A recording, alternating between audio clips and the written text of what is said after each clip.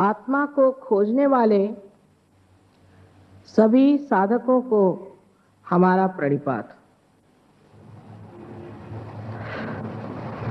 आज का स्वर्गीय संगीत सुनने के बाद क्या बोले और क्या न बोले, विशेषकर श्री देवदत्त चौधरी और उनके साथ तबले पर साथ करने वाले श्री गोविंद चक्रवर्ती, इन्होंने इतना आत्मा का आनंद लुटाया है कि बगैर कुछ बताए हुए ही मेरे ख्याल से आपके अंदर कुंडलिनी जागृत हो गई होगी। सहज भाव में एक और बात जाननी चाहिए कि भारतीय संगीत ओंकार से निकला हुआ है। ये बात इतनी सही है, इसकी प्रचिति, उसका परताला इस प्रकार है कि विदेशों में जिन्होंने कभी भी कोई रागदारी नहीं सुनी, जो ये भी नहीं जानते कि हिंदुस्तानी म्यूजिक क्या चीज है या किस तरह से बनाई गई है,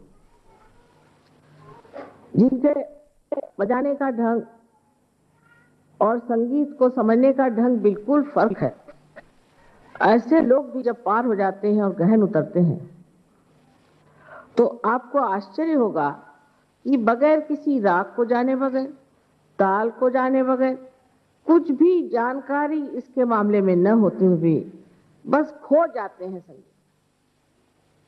और जैसे आपके सामने आज चौधरी साहब ने बजाया, जब लंदन में बजा रहे थे तो घंटों लोग अभिभूत उसमें बिल्कुल पूरी तरह से बह गए थे।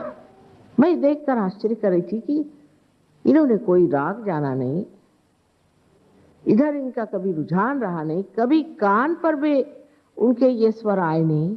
आज अकस्मात इस तरह का संगीत सुनकर के इनको हो क्या गया। उसके बाद अमजद अली साहब आए, जो भी शास्त्रीय संगीत का कोई भी गाने वाला या बजाने वाला आता है तो ये बिल्कुल उसमें खो जाते हैं। दूसरी बात ये कि कव्वाली जैसी चीज जो कि समझनी चाहिए, एक बड़े भारी मशहूर कव्वाल पाकिस्तान से आए थे, पता नहीं उन्हें क्या हो गया, मुझे देखते साथ उन्होंने कहा माँ आप सामने आके बैठिए। देखते ही साथ पहुंचे आदमी थे, औलिया निजामुद्दीन और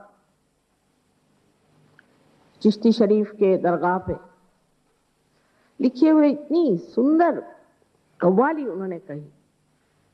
अर्थात हम तो समझ रहे थे, लेकिन ये अंग्रेज जो कि कभी भी इन्होंने कव्वाली नाम की चीज कान में नहीं सुनी थी, इनको कुछ मालूम भी नहीं हो रहा था कि क्या ये गा रहे हैं, उसके शब्द भी नहीं समझ रहे थे और उसमें एकदम से मगन हो गए। इसमें मैं कहूंगी कि गुरु नानक साहब ने बहुत काम किया हुआ है, क्योंकि गुरुद्वारे में अब तो मुझे पता नहीं क्या हाल है, पर जब हम कभी भी जाते थे तो रागी लोग इतने सुंदर रागदारी में गाते थे। अब मुझे पता नहीं क्या हाल है, क्योंकि उन्होंने भी इस बात को पहचान लिया था कि हिंदुस्तानी संगीत पद्धति में वो विशेषता है। इसी तरह से दक्षिण हिंदुस्तानी संगीत भी बड़ा ही मनोरम है, लेकिन उसके लिए मैं सोचती हूं कि हम हिंदुस्तानी थोड़े अड़ियल तट्टू हैं। कोई सी भी नई चीज सीखना बड़ी मुश्किल हो जाती है, खास करके जिसने कभी शास्त्रीय संगीत सुना नहीं, वो कहता मुझे नहीं पसंद आता है गाना।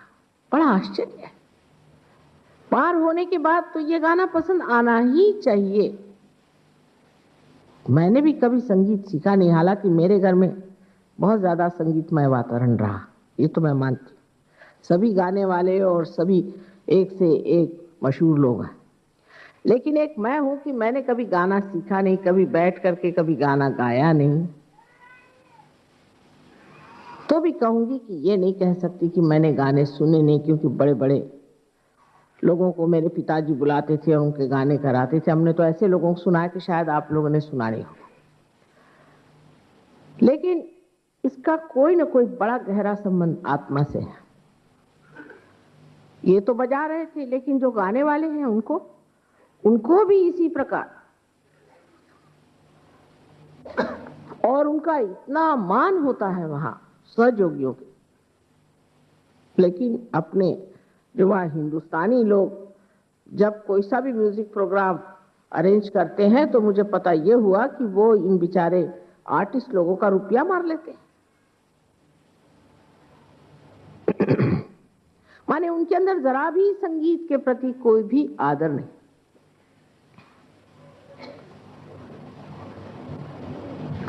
कुछ हिंदी भाषी लोगों में ये भी जिद होती है कि दूसरे किसी की भाषा ही नहीं सीखते, जैसे अंग्रेज का हाल है। एक बार आप अंग्रेजी सीख लेते हैं, फिर आप कोई भाषा सीख नहीं सकते। पर अंग्रेज कभी भी दूसरों की भाषा नहीं सीख पाते, क्योंकि सब अंग्रेजी बोलते, और अगर बोले भी बड़े मुश्किल से तो ऐसा लगता है अंग्रेजी ही बोल रहे हैं। यही हिंदी भाषी लोगों का। अब अगर उन्होंने कभी रागदारी को सुना नहीं तो उनको रागदारी पसंद नहीं आती,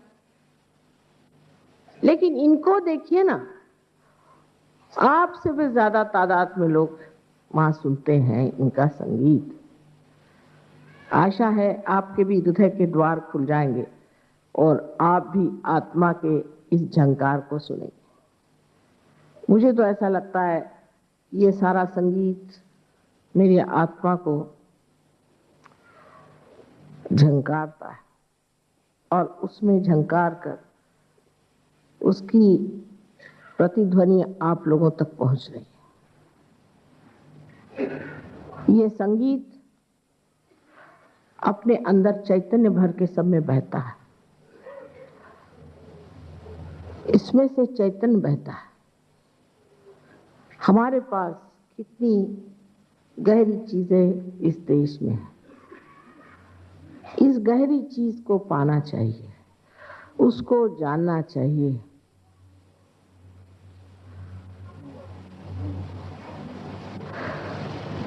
तब आप समझ पाएंगे कि आत्मा की गहराई आपके अंदर जम गई।